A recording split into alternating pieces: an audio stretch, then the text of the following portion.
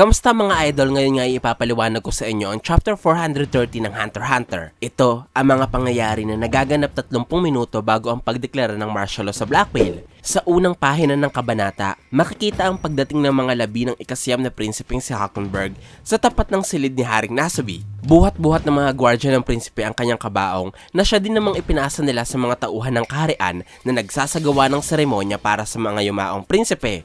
Sabay-sabay na yumuko na parang nagpapaalam ang mga gwardya habang ipinapasok ang kabaong ni Hulkenberg sa silid. Makalipas ng ilang sandali, dinala ng mga tauhang nagsasagawa ng ritual ang mga labi sa isang espesyal na silid na merong 14 na kabaong. Ito ang parehong silid na pinagdalhan sa ika-12 prinsesa na si Momoze matapos itong mamatay.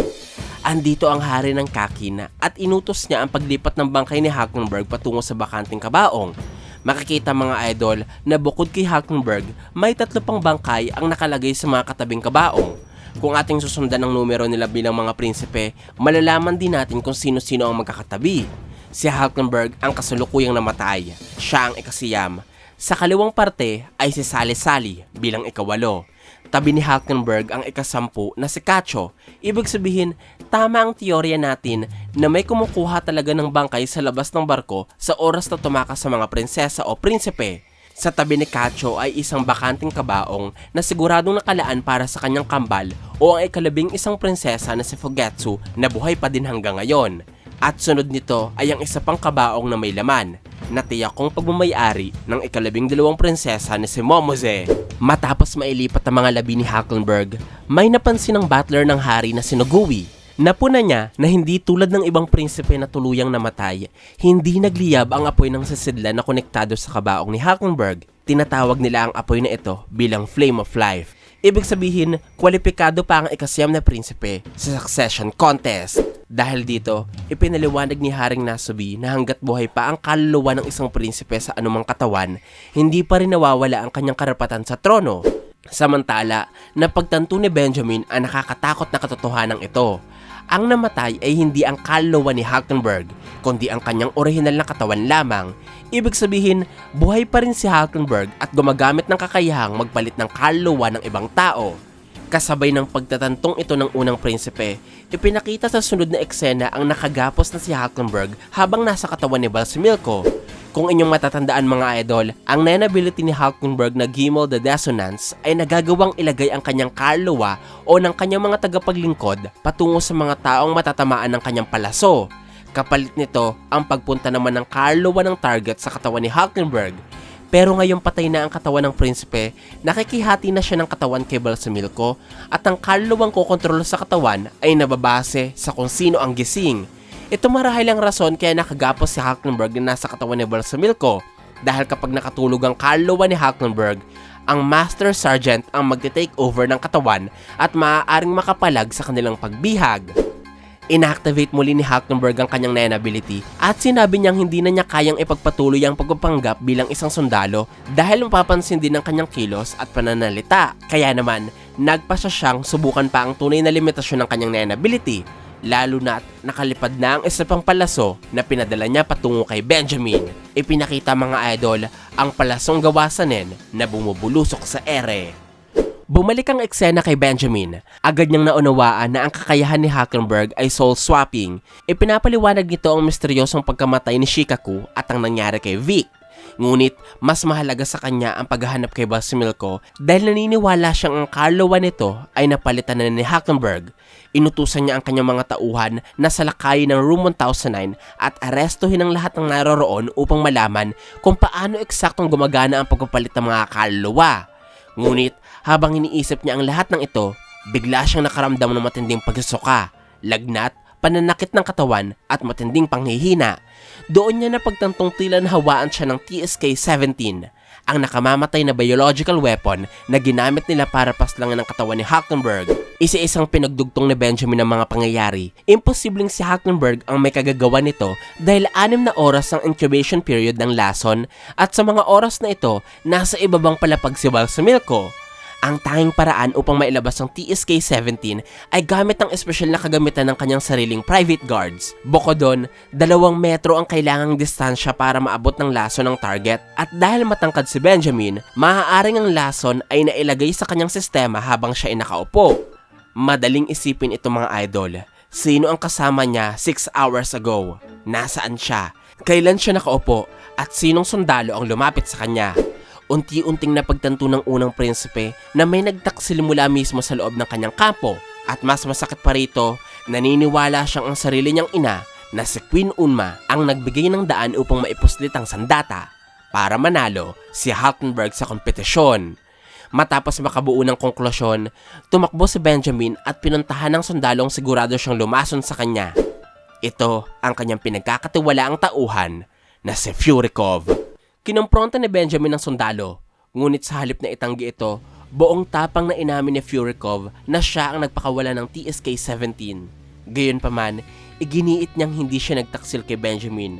Ayon sa sundalo, nananatili ang kanyang katapatan sa prinsipe at sa kaharian. Ang tunay niyang layunin ay gamitin laban sa kanilang mga kalaban ang mga lihim na plano ni Queen Unma para kay Haltenberg, pati na rin ang mas malawak na plano ng sarili niyang ama na si Beyond Netero. Isiniwalat din ni Furikov ang isa pang katotohanan tungkol sa kanya.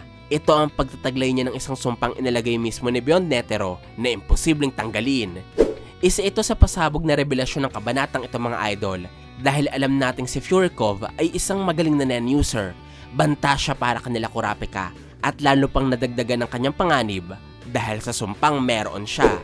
Ikinuwento ni Furikov na pinilit siya ni Queen Unma na paslangan si Benjamin dahil maaari siyang patayin ni Beyond anumang oras sa pamamagitan ng sumpang iyon. Ngunit, ang pinakamalaking pangamba ni Furikov ay hindi ang kamatayan ni Benjamin. Ang kinatatakutan niya ay ang posibilidad na mawala ang kakayahan ng Guardian Spirit Beast ni Benjamin kapag namatay ito dahil sa sumpa ni Beyond. Maiiwasan ang pangyayaring ito kapag gumamit sila ng counter curse. Nakuha agad ni Benjamin ang gustong mangyari ni Furikov. Naintindihan niya na kapag nauna siyang namatay bilang target ng sumpa, babalik ang sumpa sa curse sacrifice na konektado sa kanya at ma-activate ang espesyal na kakayahan ng Guardian Spirit Beast ni Benjamin na tutulong sa kanya para maging kasing kapangyarihan ng mga Diyos. Ipinahayag ni Furikov ang kanyang lubos na paniniwala kay Benjamin. Naniniwala siyang sa pamamagitan ng kapangyarihan ng Guardian Spirit Beast nito, makakalikas si Benjamin ng isang bansang hindi kailanman mapapabagsak at maghahari ang kanyang angkan magpakailanman. Isiniwalat din niya ang tunay na utos ni Queen Unma. Meron lamang siyang 48 oras upang lasunin si Benjamin gamit ang TSK-17. Kapag nabigo siya, si Beyond Netero mismo ang mag-a-activate ng sumpang nakatanim sa kanyang katawan. Sumunod si Furikov sa utos, pero ginamit niya din ang sitwasyon upang protektahan ang Guardian Spirit Beast ni Benjamin. Sinadya niyang lasunin ng prinsipe bilang bahagi ng kanyang plano upang matrigger ang counter curse, isang paraan upang maibalik ang sumpa sa pinagmulan nito at matiyak na mananatili ang kapangyarihan ni Benjamin. Humingi ng paumanhin si Furikov sa kanyang prinsipe dahil sa tila pagtataksil na ginawa niya. Ngunit para kay Furikov, isang karangalan ang maihanda ang landas ni Benjamin upang iwan ang kanyang mortal na katawan at maging isang Diyos na magbabantay sa walang hanggang kasaganaan ng kanilang bansa. Dahil dito, buong puso niyang tinanggap ang sariling kamatayan. Wala na siyang anumang pagsisisi at handa niyang ialay ang kanyang buhay kapalit ng tagumpay ng kanyang prinsipe. Sa mga huling sandali ng kanilang pag-uusap, napagtanto ni Benjamin ang kanyang pagkakamali. Inamin niyang naging isa siyang hangal dahil hindi niya pinagkatiwalaan ang isa sa kanyang pinakamatapat na tauhan. Kaya hiniling ni Benjamin kay Furikov na samahan pa siya ng kaunti pang panahon. Walang pag-aalinlangan at buong galang na sumagot si Furikov sa pagkasabi na isang karangalan iyon para sa kanyang mahal na prinsipe. Dito, nakakalamang si Benjamin mga idol. Ang dami niyang tapat na sundalong handang mamatay para sa kanya. Ganito ang nangyari kay Vincent, Muse at Shikaku. Lahat sila ay namatay na naglilingkod para kay Benjamin. Kasabay ng mga revelasyon ni Furikov, isiniwalat din ng kwento ang nenability ng sundalo habang nakaluhod ito sa harapan ni Benjamin. Ipinakita ng kwento na si Furikov ay isang specialist at ang kanyang nenability ay may pangalang Full Metal Alchemist. Gamit ang abilidad, kaya niyang unti-unting maintindihan ang kakayahan ng isang tao sa pamamagitan lamang ng matagal na pananatili sa tabi nito. Kapag ganap na niyang nauunawaan ang isang nenability, maaari siyang lumikha ng espesyal na kagamitan na kayang palakasin o pahinain ang kapangyarihan ng taong sinamahan niya. Ngunit kapalit nito, hindi niya maaaring gamitin ang sarili niyang hatsu habang sinusuri o ginagawa ang naturang kagamitan. Ito siguro ang rason mga idol kaya palaging kasama ni Benjamin si Fury Cub dahil ginagamit nila ang Nen ability nito para maintindihan ang kakayahan ng Guardian Spirit Beast ng prinsipe. At ito ang dahilan kung bakit siya ang pinadala sa Room 1014. Plano nilang alamin ang Nen ability ni Kurapika. Matapos ang pag-uusap ni Benjamin at Fury Cub, inanunsyo ng prinsipe sa kanyang mga sundalo ang nagganap daw na pagkasabuatan nila Chirnich at Hulkenberg para nakawin ang TSK-17. Kaya dulot nito, pinaghahandaan niya ang kanyang mga tauhan dahil saktong alas 2:15 daw ng hapon, opisyal niyang idedeklara ang Special Martial Law.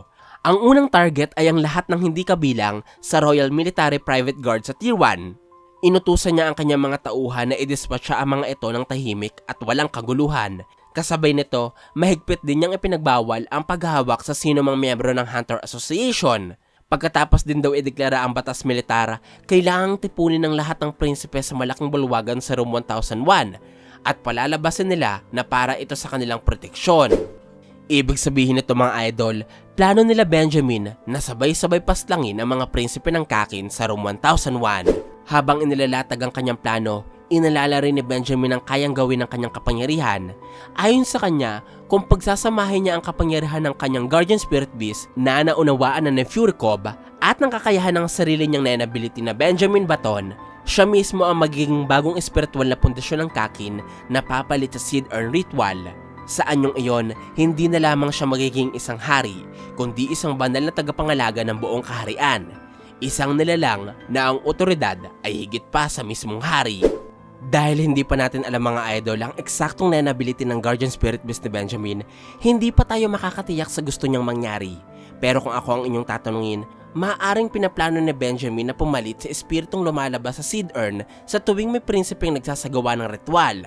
Ang espiritong ito ang nagkakaloob ng Guardian Spirit Beast sa mga prinsipe at nagbibigay ng kapangyarihan sa susunod na hari. Ipinakita din ng kwento ang mas malalim na kaalaman ni Benjamin sa Succession Contest. Ayon sa kanya, ang kompetisyon ay hindi lamang isang simpleng laban para malaman kung sino ang susunod na hari.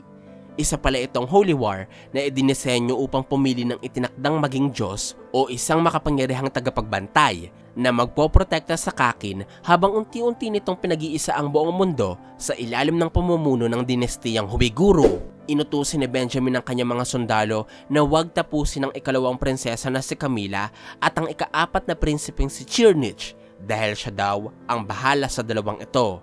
Mabilis pero gusto maging maingat ni Benjamin sa kanyang mga aksyon dahil sinisigurado niya na hindi malaman ng kampo ng kanyang ina ang tunay na kakayahan ng kanyang Guardian Spirit Beast. Kaya bago siya tuluyang mawala ng pagkakataon, kailangan niyang lipulin ang iba pang mga prinsipe at opisyal na kilalanin bilang susunod na hari ng Kakin. Pagkatapos noon, balak niyang iwan ang kanyang huling habilin bilang bagong hari ng bansa. Inisip ni Benjamin kung paano niya papaslangan si Camilla. Alam niyang ang kilawang prinsesa ay nasa kanyang massage session hanggang alas 3 ng hapon at malabong gambalain iyon ng anumang anunsyo. Ngunit, ang tunay niyang ikinakabahala ay ang kakaibang Nen ability ng prinsesa. Natuklasin ni Benjamin na si Camilla ay may counter-curse type Nen ability. Kapag napaslang ang prinsesa ng isang tao, inaagaw ng Nen Beast ng abilidad ni Camilla ang buhay ng taong pumatay sa kanya upang buhayin muli ang prinsesa. Dahil dito, napakamapanganib kung direktang papatayin ng prinsesa. Nalaman ni Benjamin ang impormasyong ito dahil sa secret window ni Muse na nakuha ng prinsipe mula sa namatay na sundalo dahil sa kanyang Nen ability na Benjamin Baton. Napalevel up ni Benjamin ang secret window dulot ng madaming beses niyang paggamit sa kakayahan. Nagresulta ito para ma-rewind na niya ang mga nasaksihan ng ibon ng secret window ni Muse, kagaya ng nakita nito ang Nen ability ng prinsesa. Inutusin ni Benjamin ang kanyang mga tauhan na magsagawa ng safety check kina Camilla at Chirnich, habang ipinapatawag naman ang natitirang 6 na prinsipe sa Room 1001 bago mag 2:30 ng hapon. Samantala, iniulat ni Fury Cub na hindi pa rin matagpuan si Prince Mariam. Ipiniliwanag naman ni Benjamin na malamang ay nagtatago ito sa loob ng Nen Space na nilikha ng Guardian Spirit Beast nito. Gayunpaman, maaari pa rin itong maabot sa pamamagitan ng telepono ng kanyang silid.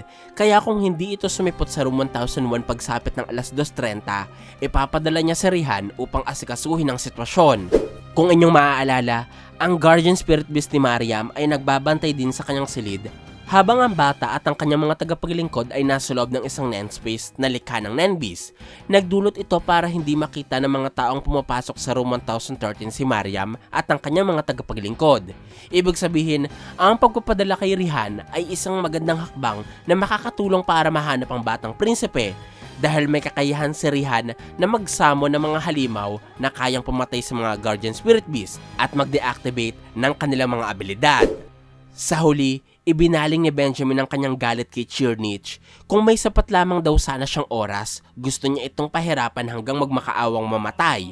Ngunit wala na siyang ganoong pagkakataon, kaya iisa na lamang ang kanyang layunin, patayin si Chirnich at tiyaking ang huling bagay na makikita nito ay ang sarili niyang kamatayan sa mga kamay ni Benjamin.